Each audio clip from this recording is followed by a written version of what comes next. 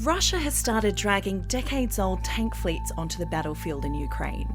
These T-55 and T-62 tanks first appeared in the 1940s and are now mostly seen in museums.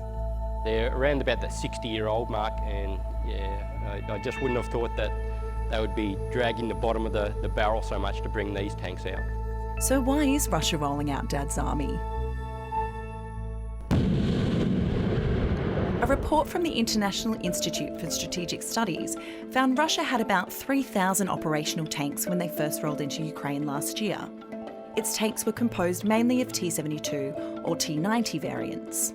But bad tactics and a crucial design flaw made them vulnerable to complete destruction. Jason Belgrave, Assistant Manager at the Australian Armour and Artillery Museum and ex-Army tank commander, explains why.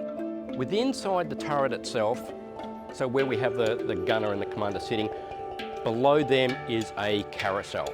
So the carousel holds all the ammunition, or 22 rounds of that ammunition, with charge bags as well. Around the outside of that carousel, there is more ammunition and more charge bags that are exposed. So when we see a lot of these vehicles being destroyed, they've been destroyed by top attack munitions, say Javelin, which has come through the top of the vehicle, has gone down into the turret and has hit all that ammunition.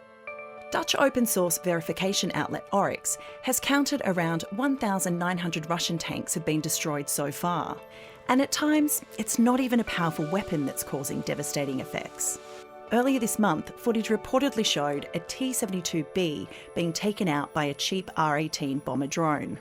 What they're doing is attaching a grenade to the bottom of that drone and literally flying up above the vehicle looking for an open hatch, and they're sitting right above it, and they'll literally just drop that grenade straight inside. So when that goes off, you're damaging internal components to make that tank work.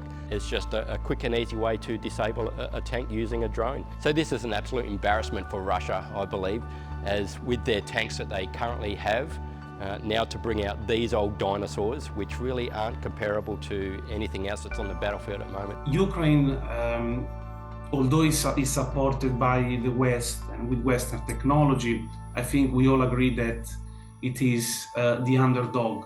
Zeno Leone is a defence studies lecturer at King's College London. He argues that Russia's older tanks may end up making a difference in the long run. So we need to be careful with wishful thinking when it comes to Russia, because we have been saying that Russia has been scraping the barrel almost since the beginning of the wars. But actually Russia is still there fighting, and it has large reserves of hardware and assets. Ukraine has also seen tank supplies dwindle, but is replenishing its stocks with modern Western varieties.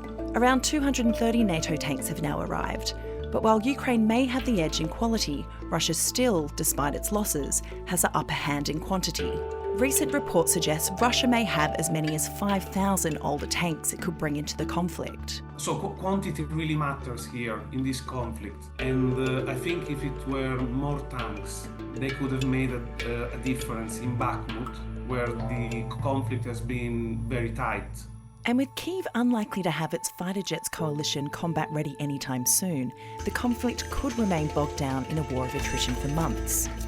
That's what we will need to monitor in order to predict whether more sophisticated assets, air power capabilities to Ukraine, this will be the game changer. In the meantime, both sides will be wanting to hold on to every tank they can get.